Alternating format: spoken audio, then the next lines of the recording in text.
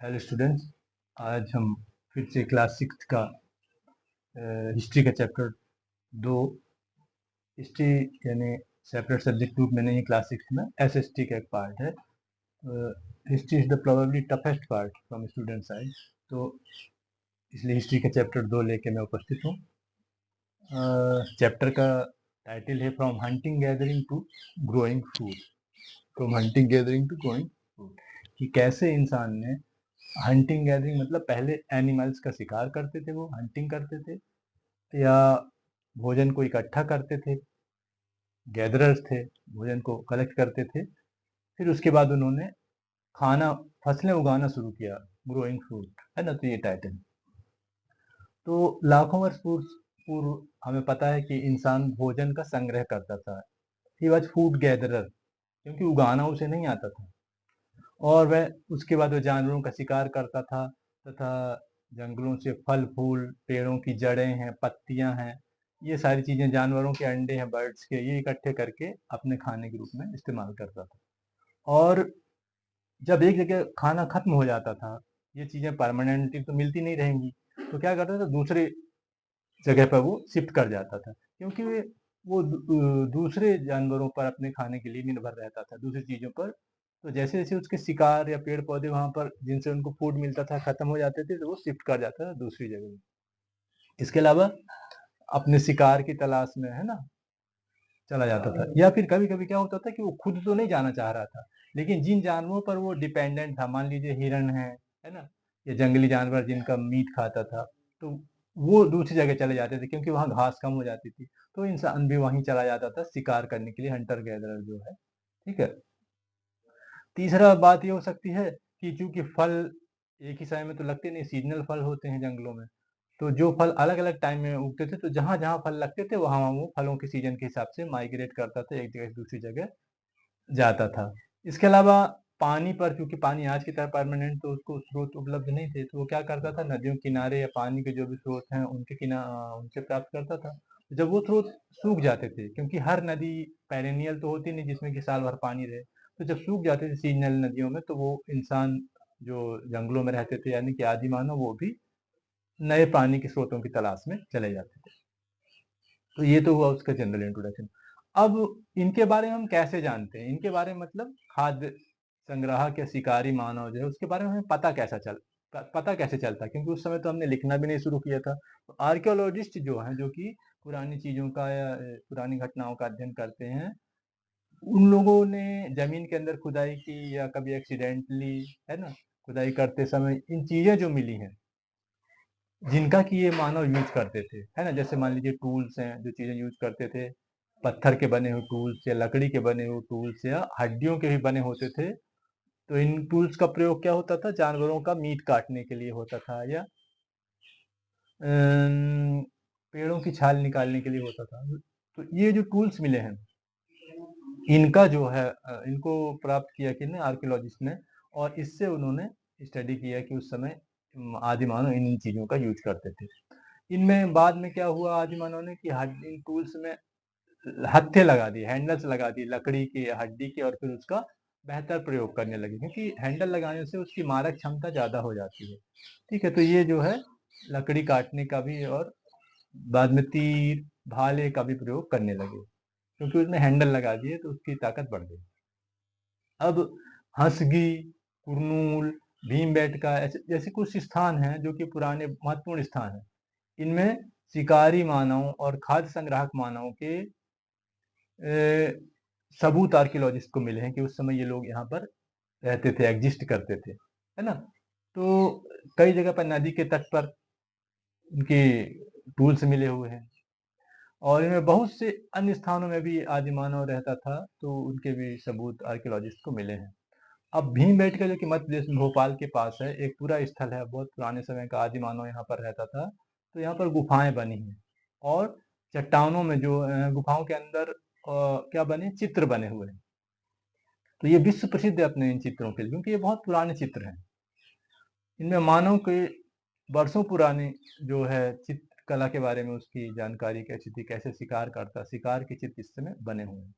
तो गुफाओं में उस समय इन गुफाओं में इंसान रहता था, यानी कि आदि मानव गुफाओं में क्यों रहता था? क्योंकि घर बनाना तो उसे आता नहीं था, तो गर्मी, धूप, है ना, वर्षा इत्यादि से बचाने के लिए वो इन गुफाओं के अंदर रहता था। ठीक, अब हम ये पढ़ेंगे कि कई साइट्स नाम का शब्द आपकी बुक में आता है। साइट्स का क्या मतलब होता है? साइट का मतलब वो होता है जहाँ पुराने समय में मानव ने अपने अवशेष, औजार, है ना, इन चीजों का प्रयोग किया, वो जगह मिली हुई है ना। उन जगहों पर ये औजार मिले हैं, इसीलिए इनको साइट्स कहते हैं। हिस्टोरिकल इंपॉर्टेंस की साइट्स होते हैं, यानी इनका महत्व इसलिए है क्योंकि ये बहुत पुरानी जगह है। यहाँ पर खाद्य संग्राहक या शिकारी मानव के यूज करने वाले टूल्स पाए गए हैं आर्कियोलॉजिस्ट को, हिस्टोरियंस को, तो इसीलिए ये साइट्स कहलाते हैं और ये बहुत इंपॉर्टेंट होते हैं हिस्ट्री की स्टडी के लिए। इनमें क्या है, इन साइट्स में कुछ जमीन के ऊपर, कुछ जमीन के अंदर दफन, क्योंकि बहुत पुरानी बात है, हजारों लाखों साल की जमीन के अंदर मिट्टी में दफन, या फिर पानी के अंदर, जैसे मान ली नदी की तलहटी में भी कुछ ऐसे टूल्स मिले हैं जो कि स्टडी करने में उस समय के मानव को बहुत मदद करते हैं। अब आग का प्रयोग आता है। आग का प्रयोग एक महत्वपूर्ण घटना थी इंसान के इतिहास में। आग का प्रयोग एक क्रांतिकारी घटना थी। तो कुरनूल में जो है आग के प्रयोग के सबूत मिले हैं। कुरनूल में आग के प्रयोग के सबूत मिले, वहां पर एसेस मिला हुआ है। बर्न करने के बाद जो मैटर बचता है ना, उसको एसेस कहते हैं। तो उसमें प्रूफ है ये कि उस समय आग का प्रयोग हुआ था। तो आग का प्रयोग उस समय क्या क्या होता था? प्रकाश करने के लिए, लाइट के लिए। आज की तरह इलेक्ट्रिसिटी थी नहीं। इसके अलावा जानवरों के मांस को भूनने के लिए, ये जानवरों को गुफा के द्वार पर रात में जला देते थे आग, जानवर दूर रहते थे, अटैक नहीं करते थे। तो ये चीजें थी आग के प्रयोग करने के लिए। इसके अलावा अब हम पढ़ते हैं कुछ ऐसे शब्द जो कि इस चैप्टर में आए हुए हैं आर्कियोलॉजी की दृष्टि से बहुत इंपॉर्टेंट। पहला आता है पैलियोलिथिक। तो पैलियोलिथिक जो ग्रीक वर्ड से बना है, पैलियो से, जिसका मतलब होता है ओल्ड, और लिथोस का मतलब होता है स्टोन। तो बहुत पुराने स्टोन को पैलियोलिथिक, क्योंकि उस जमाने में स्टोन का ही यूज होता था।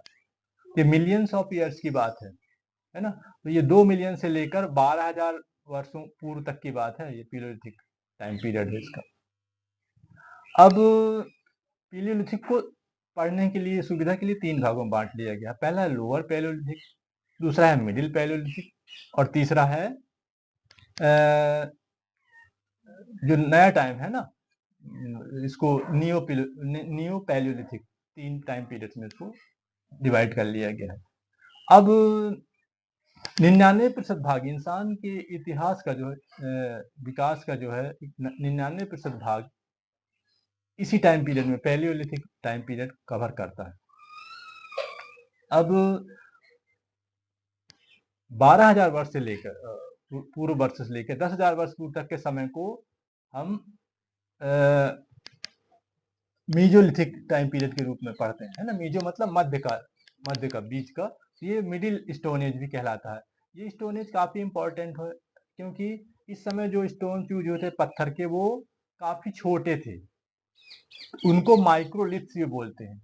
माइक्रो मतलब छोटा, लिथ मतलब पत्थर। पत्थर के छोटे छोटे टुकड़े का यूज करते थे। बड़े हथियारों की तुलना में पत्थर के छोटे टुकड़े थे, और उनको हड्डी में या लकड़ी में फंसा के हैंडल के रूप में बना लेते थे, जिससे आरे मिले हुए, सौ, हंसिया मिले हुए, सिकल, ये चीजें जो है पाई गई हैं। तो ये काफी इंपॉर्टेंट है। अब 10,000 वर्ष पूर्व समय से लेकर स्टार्ट होता है नियोलिथिक टाइम पीरियड। तो नियो मतलब न्यू, ग्रीक वर्ड है ये। नियो मतलब न्यू, लिथ मतलब स्टोन। तो ये नया टाइम पीरियड, कंपेरेटिवली नया है ना, 10,000 वर्ष। तो इसको अगर बीसी में कहें तो 8,000 बीसी से लेके 4,000 बीसी तक का टाइम पीरियड जो है इसमें नियोलिथिक में आता है। तो ये हुआ इसका आर्कियोलॉजिकल डिवीजन टाइम का। अब इस समय वातावरण में चेंज आ रहे थे। 12,000 वर्ष पूर्व के बाद जो है थोड़ा गर्मी बढ़ी। तो गर्मी बढ़ी तो क्या हुआ, मैदानों में घास उगना शुरू हो गई। तो घास उगना शुरू हो गई, तो घास पर डिपेंड करने वाले जानवर जो घास को फीड करते थे, जैसे कि हिरन है ना, बकरी, भेड़ हैं, ये बढ़ने लगी। और जब ये बढ़ने लगी, इनकी संख्या में विस्तार हुआ, तो फिर इन पर निर्भर रहने वाले व्यक्ति की संख्या भी बढ़ी, क्योंकि उनके लिए भी खाना मिलना आसान हो गया। तो वो इन जानवरों को देखता था, उन जानवरों की ब्रीडिंग हैबिट को देखता था, है ना। और कुछ जानवरों को उसने पालतू बनाना शुरू किया। तो ये जो है शुरुआत थी होने लगी जानवरों को पालतू बनाने के बारे में सोचना शुरू किया उसने। अब इसके बाद आता है खेती की शुरुआत। तो अपने आप फसलें उगती थी, जमीन में बीज गिर जाते थे, जैसे गेहूं हो गया, बार्ली हो गया, चावल हो गया। तो ये मानव इन चीजों को देखा करता था। पहले तो उसे पता नहीं था कि सीड से जो है ग्रो करते हैं क्रॉप को आगे, या किसी और तरीके से जो है। तो वो क्या करता था, सिर्फ देखता था। धीरे धीरे उसने सोचा कि अगर इसी तरह से अपने आसपास के जो पेड़ पौधे उनको उगाया जाए तो हम भी फसल उगा सकते हैं। उसने बीज बोना शुरू किया। ये प्रक्रिया धीरे धीरे हुई होगी, बहुत वर्ष लगे होंगे उसमें, एकदम से नहीं हुई होगी, किसी ने एकदम कर दिया हो। तो धीरे धीरे उसने फसलों को बोना शुरू किया, और इसके अलावा उसने फसलों को उगाना शुरू किया। तो फिर वो कृषक बन गया, फार्मर बन गया। इसके अलावा अपने आसपास के जानवरों को पालना सीखा उसने, है ना। जानवरों को किस तरह से पालते हैं, कौन से जानवर पालतू हो सकते हैं, फ्रेंडली हैं उसके प्रति, तो ये जानवरों को पालना शुरू किया। और पहला जानवर जो पाला इंसान ने वो कुत्ते का वंशज था, जंगली कुत्ते का, यानी कुत्ता ही कह सकते हैं हम, है ना। तो जंगली कुत्ते का वंशज था। बाद में और कई फ्रेंडली जानवर जैसे कि भेड़, बकरी, गाय और मवेशी वगैरह और सुअर भी, ये ज्यादातर शाकाहारी थे, लगभग सभी शाकाहारी थे। इन जानवरों को उसने पालना शुरू किया। तो ये डोमेस्टिकेशन शुरू हुआ एक तरह से। अब आगे करते हैं पशुपालन। डोमेस्टिकेशन में दरअसल हिस्ट्री में दोनों चीजों को लिया जाता है, यानी कि जानवरों को पालना के साथ साथ पौधों को उगाना। ठीक है, पौधों को उगाने और जानवरों को पालने, दोनों को मिलाकर एक शब्द है डोमेस्टिकेशन। तो जानवरों को रखने की ये जो शुरुआत लगभग 12,000 वर्ष पूर्व हुई, और इसी समय इंसान ने गेहूं हुआ, बार्ली हुआ, इन फसलों को उगाना शुरू किया। अब क्या हुआ, एक जगह रहने लगा। जब फसलें उगाने लगा तो उसको, फसलों को, चूंकि फसलें काफी महीनों में होती हैं, 2-3 दिन में तो हो नहीं जाएंगी, तो क्या करता है, एक जगह रहने लगा। फसलों को उगाना, उसको पानी देना, उसमें जो वीड्स हैं, खरपतवार, उनको निकालने के लिए, फसलों को काटने के लिए तो टाइम लगता था। तो एक जगह रहने लगा, तो इसीलिए एक तरह से उसके एक जगह रहने की ये शुरुआत मानी जा सकती है। अब फसलों को देखभाल की भी जरूरत पड़ती थी, है ना। तो ये सारी चीजें, अब क्या हुआ, फसलों को रखने के लिए बड़े बड़े मिट्टी के बर्तन बनाने लगा, पॉट्स जिनको बोलते हैं। और ये डलिया, बास्केट्स बनाने लगा, क्योंकि उस समय धातु का आविष्कार और उसकी उपलब्धता के बारे में हम कह भी नहीं सकते। तो ये जो है इन्हीं में रखता था मानव, जो है आदि मानव, इनमें अपने जो भी फसलें हैं, ये जो भी चीजें, इसमें रखा करता था। अब या जमीन में कई बार गड्ढे बना के भी रखता था, जैसे साइलोज बनाते हैं मॉडर्न टाइम में, तो उस तरह का। अब जानवरों का संरक्षण, भोजन और दुग्ध के लिए, अब धीरे धीरे जानवरों को रखने लगा। जानवर क्या होते थे, इमरजेंसी के टाइम में जब फसलें नहीं हैं तो वो जानवरों को मार के उसका मांस भी खा लेता था, या फिर जानवर से दूध मिलता था तो उसका प्रयोग उसके भोजन के रूप में करता था। तो ये एक बहुत ही इंपॉर्टेंट स्टेप था। उत्तर प्रदेश में कोलडीबा हो गया, मेहरगढ़, चिरांद, बुरजहोम, महागढ़, ये जगहों में आर्कियोलॉजिस्ट को प्रारंभिक किसान और जानवर पालने के सबूत मिले हैं, कि इंसान, आदिमानव जानवरों को पालता था और किसान का काम करता था, यानी फार्मर के रूप में फसलों को उगाता था। तो ये लगभग इन जगहों के मैंने नाम बताए। इसके ये जगह पूरे भारत में इस तरह की जगह फैली हुई थी जहां पर कि फसलों को उगाया जाता था और जानवरों को पालतू बनाया जाता था। अब इसमें अनाज उत्पादन किया जाता था, तो अन्न को रखने के लिए उसे, है ना, तथा क्या होता था, स्टोर की जरूरत पड़ती थी, कि स्टोर हाउसेज चाहिए, तो उसके लिए भी कोशिश की गई। अब पढ़ते हैं स्थायी जीवन की शुरुआत। आर्कियोलॉजिस्ट ने कई झोपड़ियां उनको मिली हुई हैं, या कुछ मकान के अवशेष मिले हुए हैं, जैसे कि बुर्ज होम है कश्मीर में है जो, तो वहां पर जमीन के अंदर पिट होल्स बने हुए, जमीन के अंदर घर, वो पुराने सबसे प्राचीन घर माने जाते हैं। जब इंसान को घर बनाना भी नहीं आता था, तो ठंड से बचने के लिए, कश्मीर में काफी ठंडा इलाका है, उस समय भी रहा होगा, तो उन्होंने जमीन के अंदर गड्ढे में और रहते थे वो, ताकि ठंड से बच सके। और सीढ़ियां भी बनी हुई नीचे तक जाती थी, ठीक है। और उसमें कुछ नीचे उतरने के लिए सीढ़ियां बनी हैं। इससे क्या होता था, इंसान घर न बना के या तो झोपड़ियों में बाहर रहता था, या उन गड्ढों पर भी रहता था। इसके अलावा चूल्हे मिले हुए हैं, ऐसी आकृतियां हैं जो कि चूल्हे जैसी लगती हैं भोजन को पकाने के लिए।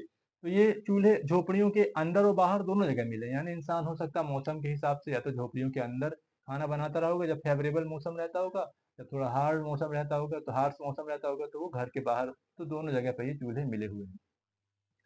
अब न्यूलिथिक टाइम के जो टूल्स हैं, ये जो पाए गए हैं, ये पुराने टूल से भिन्न है जरा,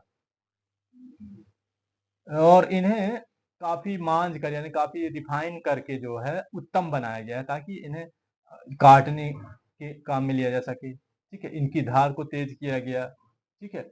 इसके अलावा यहाँ पर ओखली और मूसल भी मिले हैं जिनसे कि अनाज को पीसा जाता है, जैसे आज मिल होती है ना, फ्लोर मिल, उस तरह से उनका काम लिया जाता था। तो पत्थर या अनाज से पीसने के काम में उस समय इनका प्रयोग किया जाता था, ओखली और मूसल को। तो उनके पत्थर मिले हुए हैं, है ना। इसके अलावा पुराने औजारों का प्रयोग तो चलता रहा, लेकिन जो इन औजारों में सुधार हुआ क्रम से, क्योंकि इंसान बुद्धिजीवी है, उसके पास दिमाग है, इसलिए उसने ये काम भी किया। अब कुछ टूल्स जो है हड्डी के अब भी बने हुए थे। हड्डियां काफी मजबूत और ड्यूरेबल होती हैं, लॉन्ग लास्टिंग होती हैं, इसीलिए अब पढ़ते हैं कुछ मिट्टी के बर्तन भी पाए गए हैं, है ना? क्योंकि उस समय सिर्फ मिट्टी के ही बर्तन थे, धातु और बाकी प्लास्टिक वगैरह का तो नामो निशान नहीं। तो जो जो कुछ बर्तनों में सजावट ही मिलती है, उनके ऊपर चित्रकारी मिलती है ना, उनको सुंदर बनाने के लिए, यानी सौंदर्य बोध की भी शुरुआत इस समय आप कह सकते हैं, है ना। तो ये चीजों को रखने के काम में आते थे, सिर्फ काम लेने के लिए बर्तन नहीं बनाए गए, बल्कि उनमें सौंदर्य के दर्शन भी होते हैं, जो कि इंसान का एक बहुत इंपॉर्टेंट उसके सोच का एक भाग है।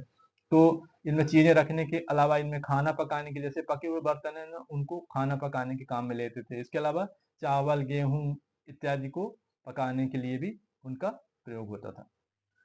तो ये अनाज, इससे ये भी पता चलता है कि ये अनाज जो है काफी महत्वपूर्ण हिस्सा हमारे भोजन का बन चुके थे, चावल, गेहूं वगैरह, है ना। मसूर की दाल का भी, लेंटिल जिसको बोलते हैं, उसका भी सबूत मिले हैं। इसके अलावा कॉटन से कपड़े बनाने का, क्योंकि कॉटन पहला ज्ञात सबसे इम्पोर्टेंट जो है फाइबर है ना, जो कि नेचुरल फाइबर में है। तो उसके कपड़े बनाने के भी सबूत पाए जाते हैं। मेहरगढ़ जो है गांव जो है, जो बोलन दर्रे के पास, इस समय बोलन दर्रे के पास है वो, तो वहां पर सबसे पहले गेहूं तथा बार्ली उगाए जाने के सबूत मिलते हैं, ठीक है। इसके अलावा जानवरों में जैसे भेड़, बकरियां, इनको पालने का, और ये मेहरगढ़ सबसे पुराने शुरुआती गांव में से एक है।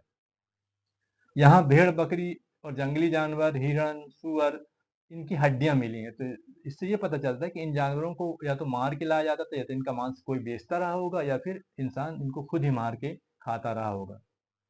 और इसके अलावा यहाँ पर आयताकार और वर्गाकार, रेक्टेंगुलर और स्क्वायर शेप घर भी मिले हुए हैं, है ना, घर मिले हुए हैं, जो कि पता चलता है कि उस समय घर बन चुके थे, इंसान घरों में रहता था। शायद ये स्टोर हाउस, ग्रेनरीज की तरह काम में लिए जाते थे। और साथ ही दफनाने की जगह क्रीमेशन साइट्स भी मिले हुए हैं, यानी इंसान इस अवस्था तक पहुंच चुका था।